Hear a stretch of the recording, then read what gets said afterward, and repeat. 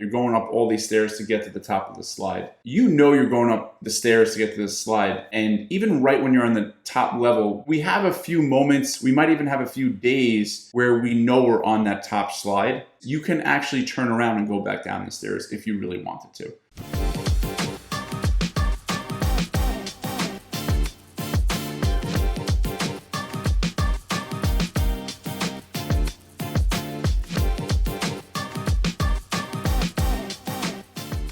Today, I want to share a conversation I had with a client recently, and it brought to mind this really important skill that, frankly, I don't think we talk about enough. So, and for those of you who are working on weight loss, you'll want to listen in on this. For those of you who are working towards and perhaps are in weight maintenance, please listen, because this is a key skill, okay? So the conversation, Adam, I was talking to this client last week. I love her. She's got such amazing energy. And she's one of those people you like stand back and watch and you're like, I don't know how you do it. Like, I don't know how you do it all. So it's really hard to find, like, on a day-to-day basis, like, you don't see her messing up too much, but this is where it gets interesting. So she sent me this email the other day and she's like, all this stuff about, listen to your body and work with your body and honor your body and think about what your body needs. And I needed a nap today. And what was I supposed to do? Just walk out on my meeting and go lay down and take a nap? This isn't realistic. I really appreciated that she felt comfortable enough with me to throw her toys. That's what I call that. But I said, listen, yes, I want you to know what your body is asking for. And sure, it'd be nice if we could address that pretty quickly. But no, she can't just walk out of a meeting and go take a nap. I get that. So the point of this is, let me get to this. This is where she was at risk of starting to slip. So the skill I'm talking about today is catching the slip. And for her slipping is putting off the fact that she is tired. She would literally stack up so many days of exhaustion and just never address it. And then everything would start to unravel.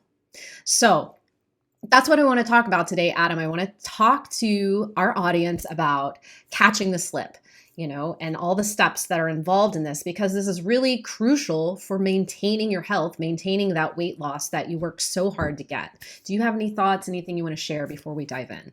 Yeah, I think this is one of the most important skills you could practice and develop and master in order to be consistent, because there are inevitable things that come up in life and there's going to be slip-ups, and being able to identify them and recover from them quickly is what makes all the difference. Yeah, and we were talking just a minute ago. This is like akin to that recover immediately skill we talk about so much, right? Like you go out and you plan to do well, but you didn't. Say you had too many drinks, too much to eat, too many sweets, whatever the case is. It was a really big slip, right? We want you to recover immediately, that very next moment, whether it's going right to bed or getting up and getting to your tether or having your next meal be one that you feel so good about, right? Like those tend to be bigger and easily identified. And this catching the slip, I think, to me, is really those little fractures, the little flaking that starts to happen, right? Where it's like, is this where we lose it all, right? And that's literally what I think to myself when I catch myself in the slip. I'm like, is this where it happens? Right. Is this where I lose my health? Heck no. Right. So that's the thing. First of all, you have to know what your personal slips are. Like for me, it's that when I start thinking that, it's when I notice myself having something sweet at the end of every day. And I'm like, oh, this is me slipping, right? So that's step one, is learning and identifying what your personal slip is. Adam, what's your personal slip? My personal slip is when I find myself delaying or even skipping exercise. That is like, I just kind of rationalize that I'm too busy, I have too much going on, too much stuff going on with the kids, etc. And to me, that is like my Archimedes lever where, if I get it done, it really does help me do everything else. But if I don't, then that is a big slip that could cause it all to go away. No. Um, Right. but that's for me is definitely one of them. All right. Yeah. So it's the little slips that start to add up to the big loss, right? Like that's really the point of this. So, okay. We know our personal slips. You out there, you got to figure out what your personal slip is. Maybe it is putting off exercise um, multiple days in a row. Maybe it's having something sweet after dinner multiple days in a row. Maybe, like my client, it's putting off getting adequate rest or taking adequate breaks, which sounds so small, right? And especially if you have like Herculean energy and like endurance for just go, go, go. And I know there's a lot of you out there who do that, right? That's where the slip starts to happen because things will crumble at some point. So know what your slip is. The second thing is acknowledge that it's happening. Don't live in denial, right? Like that's just like a formula for a total disaster. So you have to acknowledge that it's happening. You have to call yourself out. I literally will say out loud to myself, Haley, what are you doing? Like, why is this happening every night? You know it's happening, right? And there's no judgment in that, but you have to do that. You have to be willing to hold yourself accountable, right, Adam? Yes, no doubt. The way I like to think of it is like, you're on a really tall, slippery water slide. You're going up all these stairs to get to the top of the slide. And like, you're going up the stairs to get to the slide. And even right when you're on the top level before you go down the slide, like, you're there. Obviously, once you're down the slide, it's really hard to get off. You're on the slide. But we have a few moments, we might even have a few days where we know we're on that top slide. And the beautiful thing is you can actually turn around and go back down the stairs if you really wanted to, right? When I encourage my kids to, hey, let's go have some fun. Let's go try these slides or these, roller coasters, whatever it is. Like, that's what I say. It's like, let's go up there. Let's see how we feel. If you really don't want to do it, we can turn around. But to this point, it's like, when you're going up this slide and you're at that top level, you can turn around. You don't necessarily have to go down that slide. And we know we're there. We do know we're there. It's just like when you feel like, maybe you're more prone to, just overindulging or just, kind of throwing in the towel for the day. Like, we kind of feel that happening before it actually happens. Mm-hmm. Yeah. And we also know that the more we do it, the more we're going to do it. Like there's so much knowing in there. And I think it does almost there's like that line of us. It's like, well, if I admit it, then it's real and then I'm not perfect. Right? By the way, I want to just clarify for everybody, everybody slips. Everybody slips. Even when you've got this health thing down pat, you're gonna slip. Yeah. Right? Something I will remind all of you is our most successful clients, all our success stories, they all slip. The only difference is they've mastered the art of getting right back on track right away versus what happens for a lot of people is they let that slip turn into a day or a week or a month or, I spoke to someone the other day. She's been trying to recover for the last 10 years, right? It's just one slip and then it turns into a week off. I'll start fresh Monday. So everyone slips. It's just a question of how quickly you recover. But one thing I think that's worth mentioning is I think the slips we're talking about are actual slips in our health and fitness, but I think there's things that causes their slips, right? It could be we're working more, we're busier with the kids. So I think it might be worth talking about, we're talking about the symptom of something. The slip is the symptom, but what's driving that? That's right. That's the next step. Perfect. You're right on track.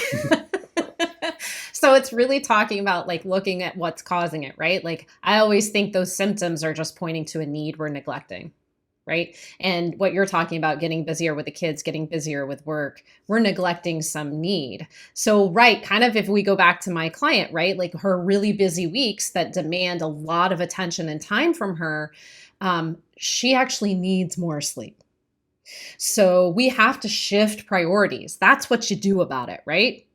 Am I on the track you were headed down? Yes. If you have a really busy week coming up, I think the chance of slippage is greater, right? It likely is greater.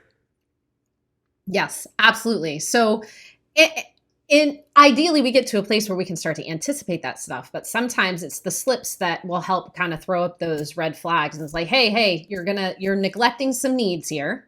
So take a step back, reprioritize, even just for this week or these couple of days or this next month, however long our sprint is, and do it fast. That's the most important piece, though, is like, don't let this sit around and fester.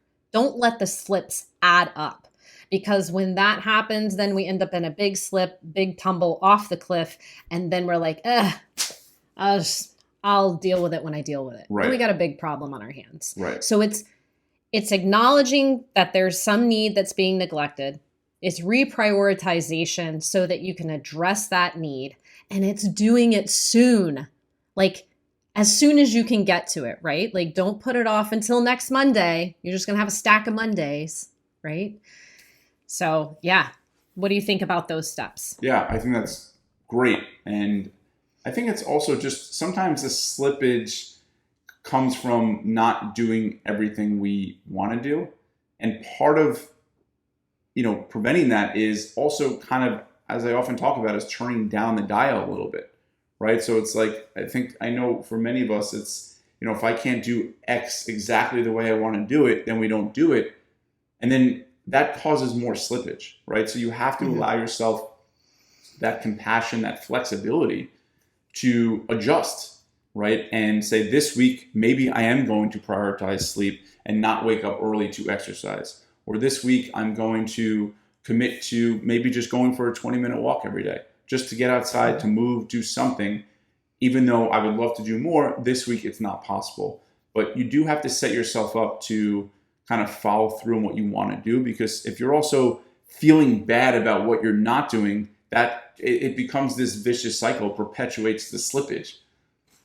Right. Definitely. And I think integrity is an important piece of this as well, right? I think that's doing what it is. That's the word. Yeah. Doing what you said you were going to do.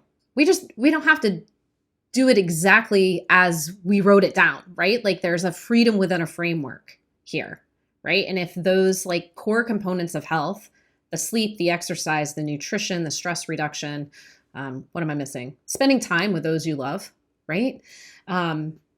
If those things are the formula by which we live our lives, they've got to toggle a little bit depending on the demands, right? Yes. And that's so all right. That's so hard to do, though. It is hard to do. And but I would encourage you to allow yourself the flexibility and freedom to adjust here and there, versus saying like, all right, I have to go all in on X, Y, or Z, and then the other things just suffer, right? It's like you said. Yeah. And that's how you address the slip. You step back and you say, okay, where do I shift things around here? I don't need to be all in on everything all the time. Right. I'm reminded, because then you'll slip big time. Yeah. I'm reminded by the words of Dr. Dre. Don't let me slip, because if I slip, then I'm slipping. Profound. But there is something, if you slip, you're slipping, that's for sure. But it also, I don't know, it's making me think of something I often say, which is like, the number one reason why we stop succeeding is because we stop doing what made us successful. But on the flip side, that can hurt us, because there are times where we can't do what we always do, and we need to adjust. So, yeah.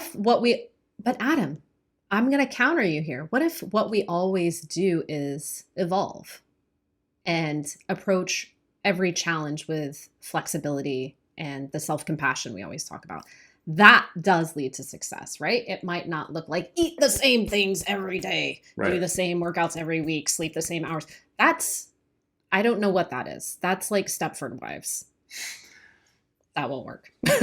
Yeah. No, what you just described certainly will lead to sustainable success, because it allows you to weather the storms. It allows you to weather the sprints and, seasons of lives and the busy, crazy times of life. Mm-hmm. It allows you to weather holidays and all that.